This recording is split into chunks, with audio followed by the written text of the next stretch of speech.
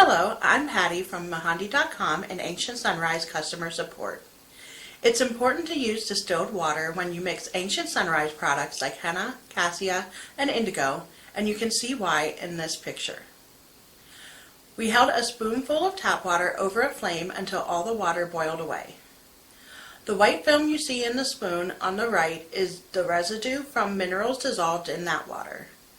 Those dissolved minerals can interfere or react with dye from henna, indigo, and cassia and cause unpredictable results. As you can see in this map, most of the tap water in the U.S. contains significant amounts of dissolved minerals.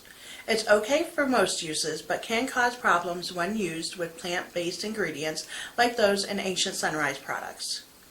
You can buy distilled water at almost any grocery store or supermarket. It will be free of the impurities that can cause undesirable colors or keep the plant dye from binding to your hair.